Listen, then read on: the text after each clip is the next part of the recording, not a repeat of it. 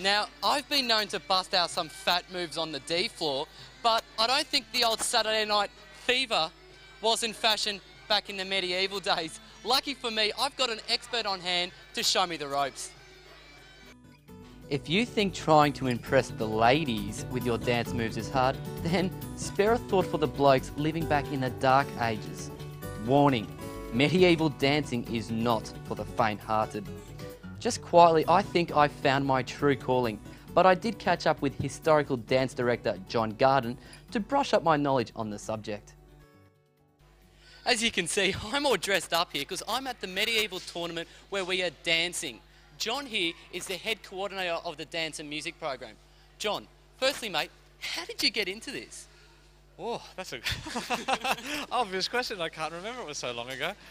Maybe 10, 20 years ago, started doing all sorts of dancing, from Irish and Scottish and Australian bush dancing and ballroom, and one thing led to another, and I ended up doing historic ballroom because, of course, dancing in ballrooms went back well beyond woolsheds and town halls to when they were dancing in palaces and assembly halls.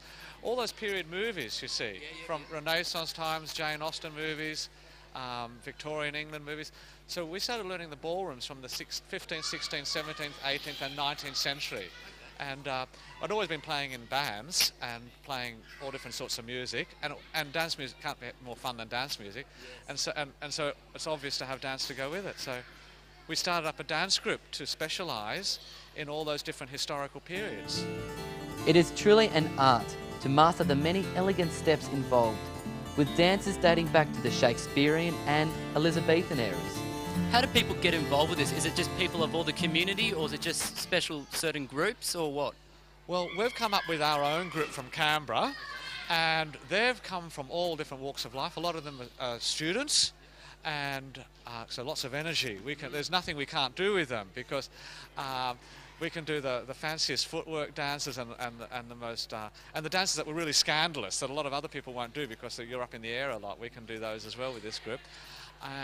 But we bring, even down in Canberra, as here, we bring in people that haven't done dancing before and just try to sweep them along on whether it's English country dancing from the 17th century or French circle dances from the 16th century or Italian court dances from the 15th century. Yeah, we've done all of those a bit already this morning, but we've got about 50 dances we hope to show people just this weekend.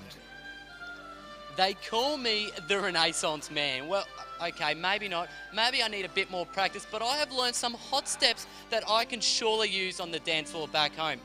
I have to leave you now because I have to get back in and go for some more because I love this.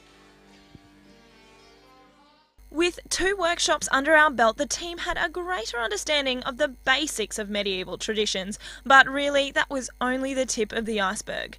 Throughout the weekend, there were activities and demonstrations covering all aspects of life during the Middle Ages.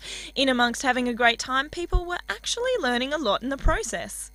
Yes, well, all these groups, I know for a fact that all of these groups here everything is historically based. They won't wear a costume, they won't have a piece of equipment in the camp that wasn't accurate, isn't historically accurate. So for kids too, it's a good way of mixing learning and fun. So learn about history and have some interaction. All the people here are more than willing to talk to people. If you walk up and ask a question, they're more than willing to talk to you.